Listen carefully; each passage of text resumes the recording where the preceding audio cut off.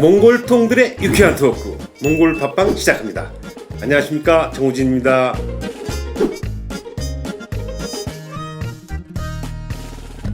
시청자 여러분, 지난 한 주일 동안 잘 계셨습니까? 5월달인데 몽골의 날씨가 정말 변화무쌍합니다. 아침에 눈이 왔다가 비가 왔다가 개었다가 춥다가 바람이 불고 1년 4계절의 날씨를 며칠 전에 봤습니다. 건강 조심하시고 늘 건강하시기 바랍니다. 몽골의 날씨만큼 변화무쌍한 이 핫 이슈 부동산을 가지고 얘기할 손님을 오늘 귀하게 모셨습니다. 직접 한번 들어보겠습니다. 안녕하십니까? 네, 안녕하세요 시청자 여러분. 저는 빌구태라고 합니다. 28살에 지금 부동산 업계에서 일을 하고 있는 청년입니다.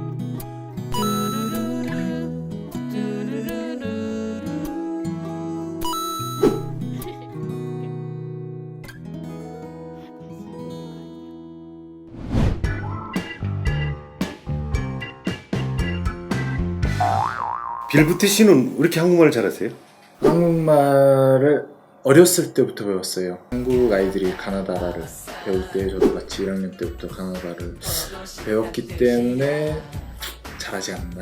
초등학교를 거기서 다니시고, 네, 중학교는 어떻게 되시고? 광나루에 있는 제한 몽골학교라고 있습니다. 예. 네, 거기를 3년 동안 공부를 하고 졸업을 해서, 그때는 제한몽골학교가 고등학교 과정까지 없었어요. 중학교 과정 마치면 이제 한국 고등학교를 올라가든지 아니면은 자기 몽골로 돌아오든지 두 개의 선택지가 있었는데, 부모님들이 아무래도 9년 동안 타지에서 생활을 하셨다 보니까 조국이 그리웠어요.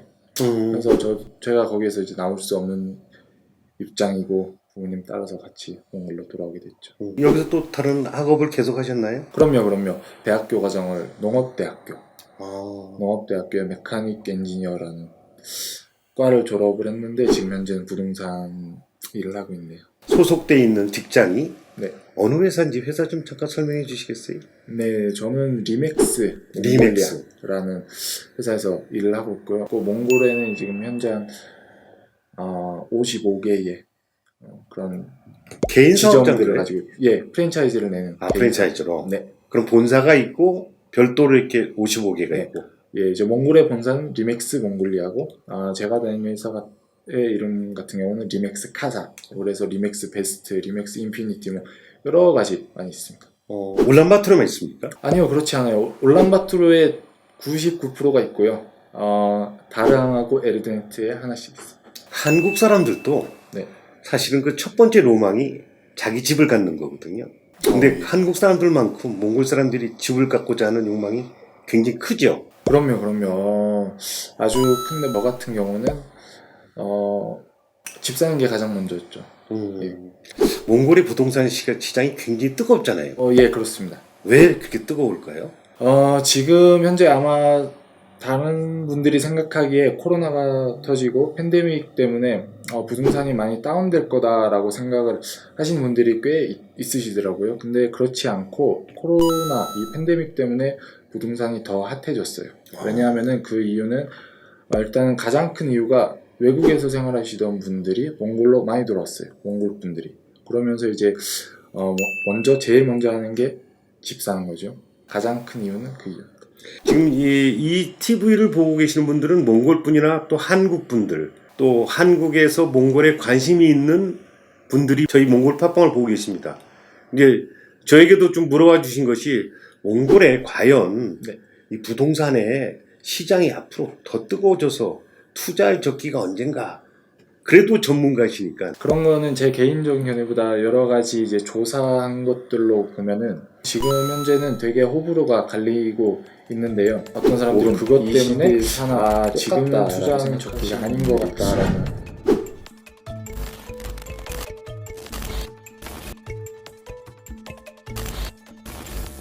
첫 번째 이유는 자재값이, 이 팬데믹 때문에 자재값이 많이 올라갔어요. 철값이나 뭐 콘크리트 그런 것들이 가장 중요한 자재지 않습니까? 그런 것들이 가격이 많이 올라가면서 부동산 가격이 따라서 많이 올라가고 있어요. 그렇기 때문에 어떤 사람들이 그것 때문에 지금은 투자하는 적기가 아닌 것 같다라고 생각하시는 분들이 많고요. 또 반대쪽 같은 경우는 지금 하나 나중에 하나 상관없다. 어차피 오를 거다. 왜냐하면은 달러 환율이 이게 2000 지금 850인데 그 이후로도 계속 올라갈 거라 예상을 하고 있어서 나중에 자재값이 떨어져서 달러값 오를 때 사나 지금 뭐 달러값이 괜찮을 때 자재값으로 오른 이 시대에 사나 똑같다라고 생각하시는 분들이 많아요. 근데 제 생각 같은 경우는 아무래도 지금 사는 게 괜찮지 않나? 않을까라고 조심스럽게. 환율도 지금 정부에서 꽉 잡고 있잖아요. 네. 2,850. 예, 2,850. 2,800이 아마 좀 오랫동안 그대로 있는 것 같은데. 그렇죠. 환율이 요동치지 않고 2,850에 가장 오래 잡아놓고 있잖아요. 네. 자재값이 오른다 생각했을 경우에는 지금쯤 사놔도 좋지 않을까. 네, 임대보다는 네. 그런 형태의 재투자 형태로 가면 좋지 않겠다는 생각이 듭니다.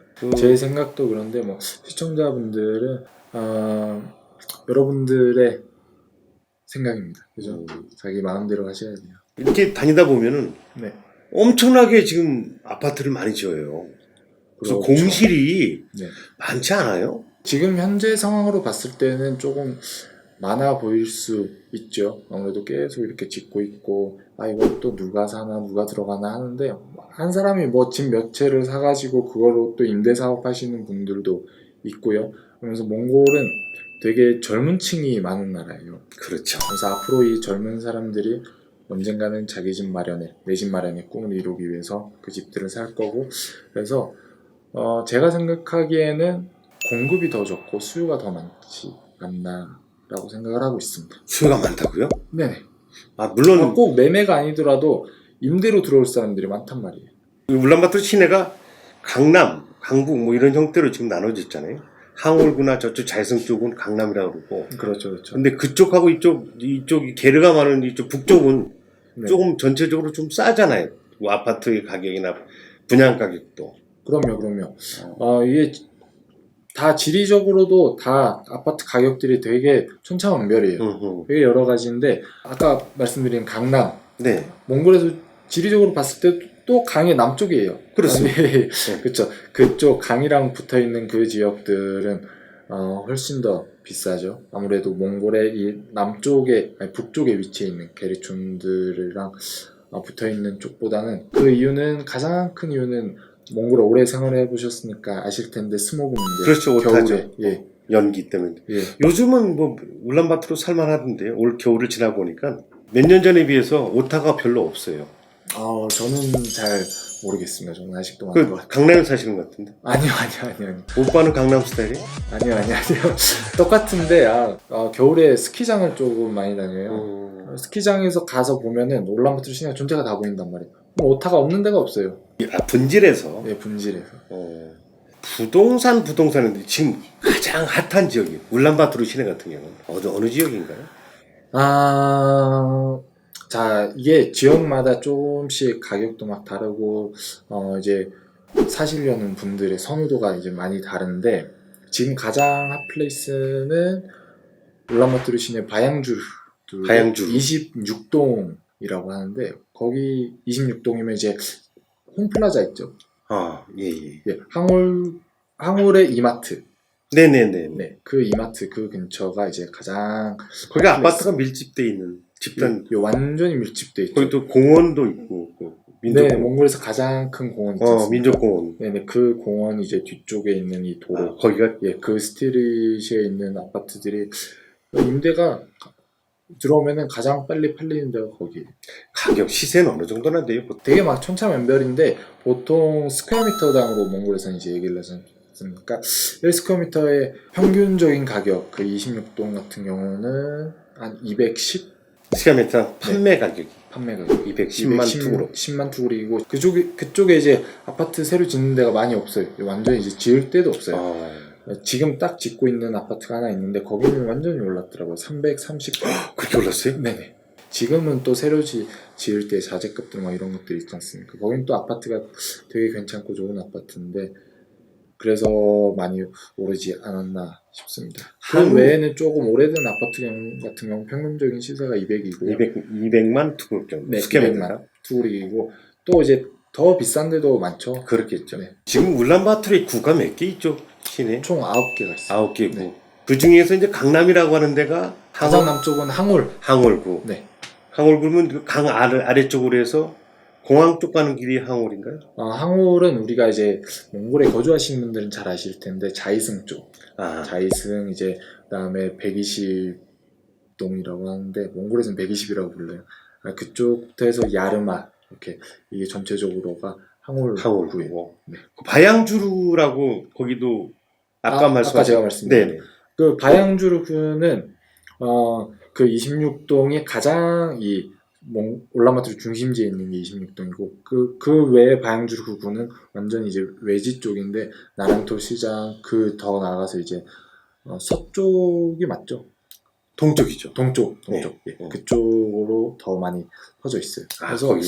이게 가격 같은 경우를 구로 이렇게 따져 보면은 바양주르가 그렇게 많이 평균적으로 높을 수 없는 이유가 이 외지 쪽에 있는 아파트들이 가격이 좀 더 싸고 이 중심에 있는 26동이 비싸고 해서 그것의 평균 값을 내리면은 평균이 다운될 수밖에 없어요. 그래서 평균적으로 봤을 때는 항울구가 가장 비싸죠. 어느 정도나 돼요? 스퀘어미터당? 항울구도 구 내에서 지역마다 이제 완전히 다른데 자이승 쪽 같은 경우는 사셨을 때 한 200에서 한 200 초반대로 이렇게 있는 것 같고 완전 비싼 데는 몽골의 대통령궁 있지 않습니까? 네네네. 대통령궁에서 작은 대교 같은 거를 넘어서 오지 않습니까? 네네. 그러면 거기에 리버가든이라고 있죠. 강가에? 예. 킹타워 리버가든 마샬타운. 마샬타운 그쪽도 이제 그쪽은 많이 비싸죠. 300, 400. 스퀘어미터당? 네. 오래된 아파트도 그렇게 비싸요? 그쵸. 근데 그게 오래된 아파트에 속하지는 않아요. 몽골에 지금 가장 오래된 아파트는 소련 때 지은 9층짜리, 5층짜리 그렇죠. 졸업식 아파트 있잖아요. 네네네. 그것들이 가장 오래된 아파트고 중간층이 한 2012년도부터 해서 15년도까지를 이제 오래되지 않은 중간 정도 된 아파트고 10년 정도, 10년 미만의 아파트들이 사실은 신축 아파트는 마찬가지죠. 그러니까 그렇죠, 가격은 뭐 더 내려가지도 않고 그 정도에서 보합해서 올라가는 그런 추세인 것 같으네요. 그렇죠. 내려가지는 않을 거고 올라가도 그런 신축이 아닌 조금 오래된 5년, 6년, 10년 정도 된 아파트 같은 경우는 올라도 다른 신축 아파트를 따라서 조금씩 오를 거예요. 아까 소련, 러시아, 구소련에서 지었던 5층짜리 아파트나 이런 아파트들이 시내 도심가에 쭉 있잖아요. 네. 그런 아파트들도 가격이 만만치가 않던데.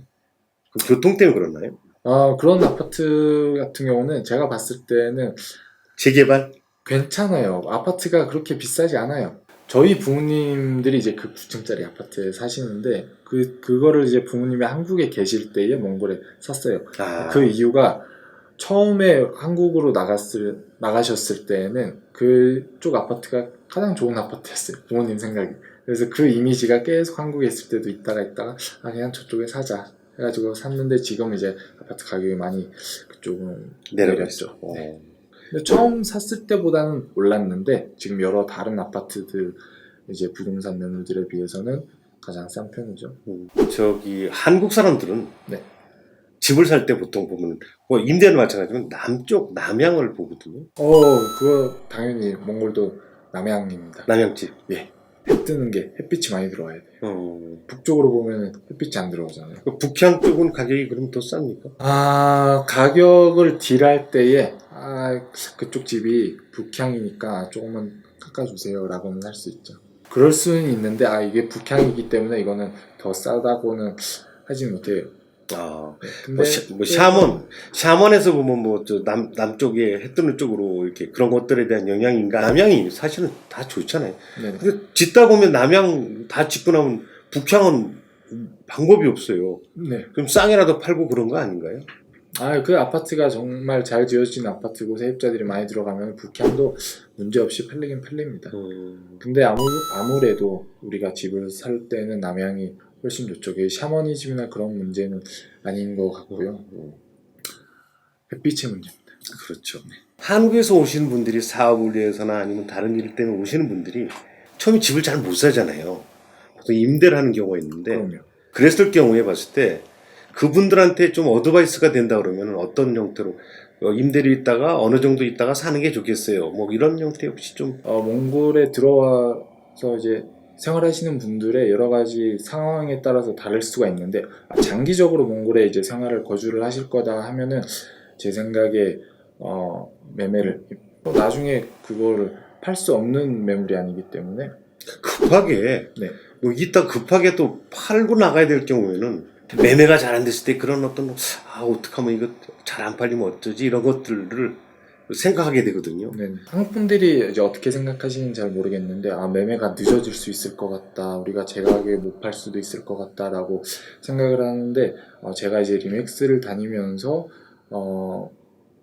쌓은 경험으로 봤을 때에는 평균이 2달에서 3달이에요. 매매가 이제 저희한테 의뢰를 맡겼을 시에 의뢰하고 두세 달이면 다 네네네. 근데 그때는 너무 시세에 맞지 않는 가격을 부르시면은 절대 2-3달에는 팔리지 않을 거고요. 시세에 맞는 가격을 부르신지 아니면 그보다 좀 더 조금이라도 더 싸게 내놓는다 그러면은 정말 금방 팔리기 때문에 그쪽으로는 걱정을 안 하셔도 될 것 같고요. 그리고 또 우리가 임대를 하면은 보통은 이제 한국 분들이 들어와서 뭐 원룸으로 살지는 않을 거 아니란 말이에요. 그러면은 보통 가격이 100만 투구릭 정도로 이제 잡으면은 1년이면 그게 1200만 투구릭이고 그렇죠.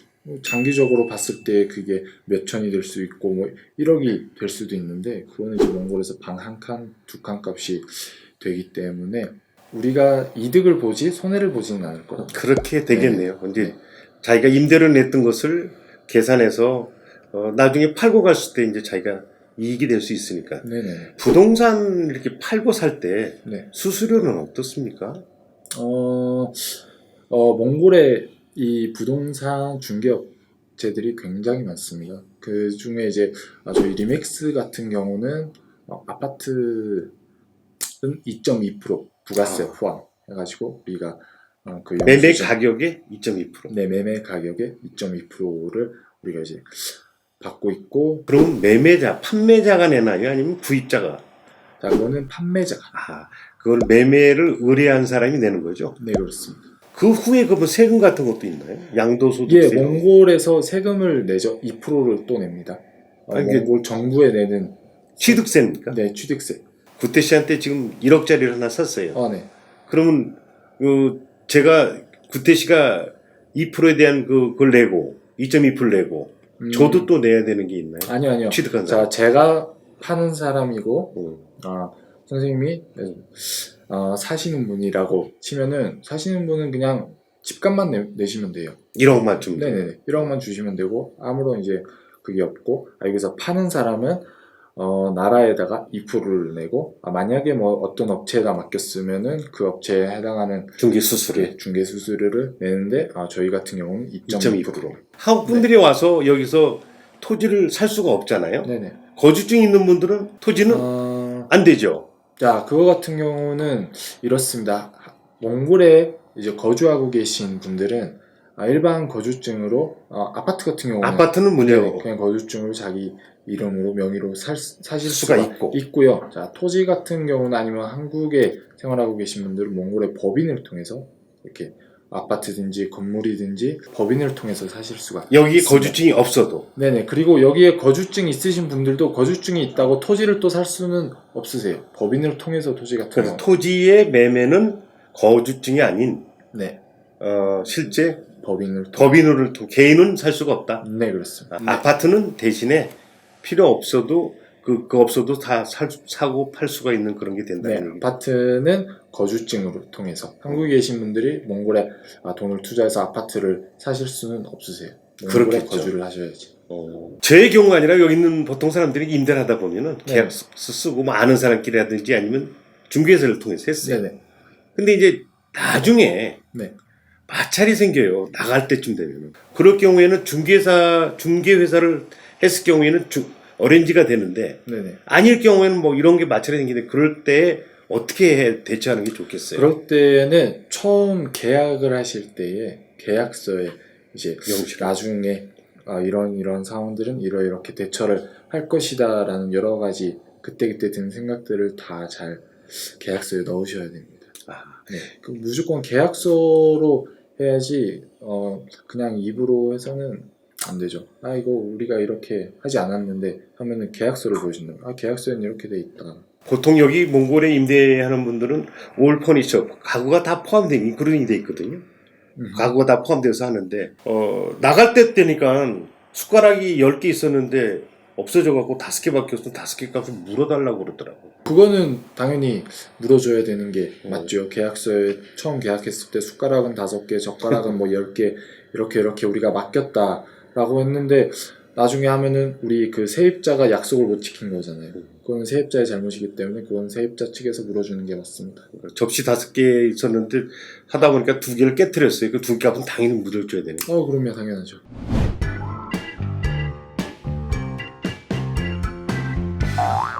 부동산에 대해서 정말로 많이 궁금하셨던 것들이 얼마나 해소되는지 모르겠습니다. 작은 정보지만 이 몽골 팟빵에서 보내드리는 이 내용으로 부족하더라도 많이 채워주시고 저희들이 또 더 준비를 하겠습니다. 몽골 팟빵에 나와본 소감이 어떠신가요?